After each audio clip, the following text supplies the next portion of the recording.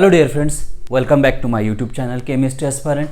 Now in today's lecture, we are going to learn about the potential energy diagram for the formation of hydrogen molecule.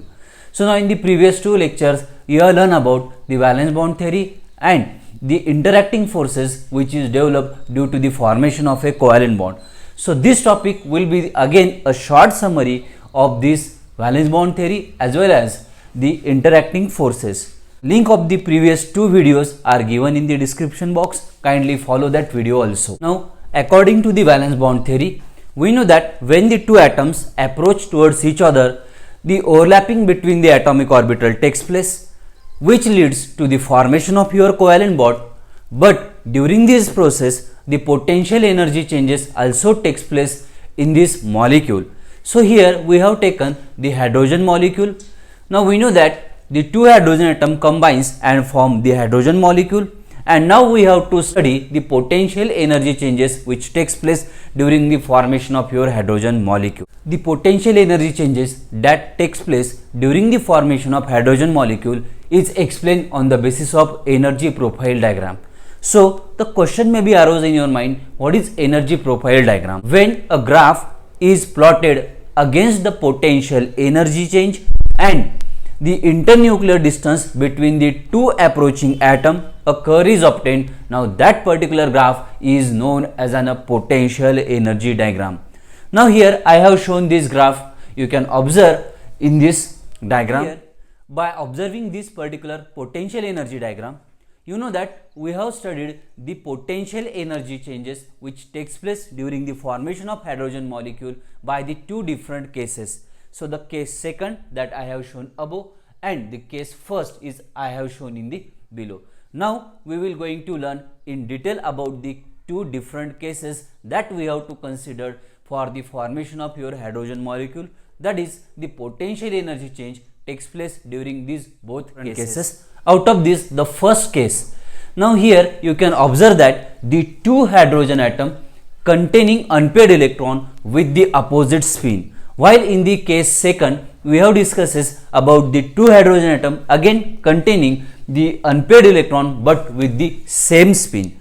So here we will start with the case first study. So you can observe in the diagram, I have shown the four different points, that is point A, point B and point C and point D. Now at that point, how the potential energy change takes place, that we have to study in detail. Now case first, we know that the two hydrogen atom containing unpaired electron with the opposite spin. So at the point A, you can observe that the two hydrogen atoms are at a large distance from each other. So there is no any question of a attractive or the repulsive forces between these two atoms. So generally these interacting forces are independent at the point A, hence there will be the no attractive or the repulsive force between these two atoms. Now again consider point B.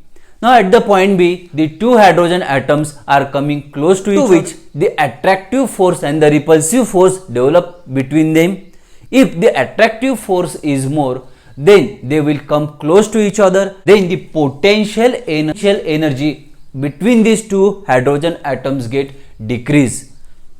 Now let us consider at the point C.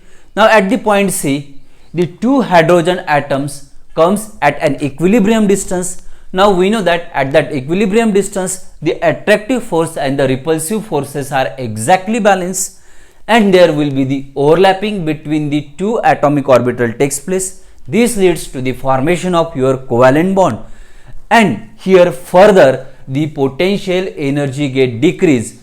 So at the point C, you can observe that this is the minimum potential energy stage where the covalent bond formation takes place between the two hydrogen. We know that at this minimum potential energy, the stable hydrogen molecule formation takes place by the covalent bond formation. We know that this minimum potential energy state is known as a bond energy. Now in case of the hydrogen molecule, the stable potential energy is found to be minus 436 kilojoule. This is the negative signs. It indicates the exothermic reactions, that means the heat is evolved during this bond formation. And we know that at the equilibrium distance, that means at a specific internuclear distance is 74 picometer, that is 0.74 angstrom. Now that internuclear distance is generally known as an bond length. The bond energy is minus 436 kilojoule and the bond length is 74 picometer in a hydrogen molecule. Now at that particular stage the covalent bond formation takes place, which actually due to the decrease in the potential energy of this system.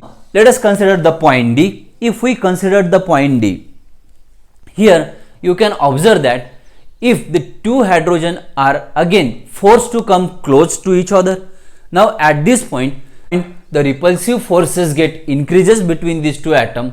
As a result, the potential energy of this system goes on increasing, and hence double hydrogen molecule formation will not take place, and as a result the H2 molecule will become, or hydrogen molecule will become unstable. So this is about the 4 different points which we have studied in the case first. Now let us consider the case second. Now here you can observe that the two hydrogen atom containing unpaired electron with the same spin. Now at point E, remember the two hydrogen atom having the same spin, if we try to bring them close, then the potential energy of that system goes on increasing. Hydrogen molecule will become unstable. Actually there will be the no bond formation takes place between these two approaching hydrogen atom. So overall this is the potential energy changes which takes place during the formation of hydrogen molecule. Now here again remember, all these points that we have covered is totally related to the postulates of your valence bond theory. We know that whenever a covalent bond formation takes place according to the valence bond theory, they must contain the unpaired electron with the opposite spin. The bond formation takes place at the equilibrium distance. Okay, so these are the different points that is totally related to the postulates of your valence bond theory. Thank you so much for watching this video. See you in my next video.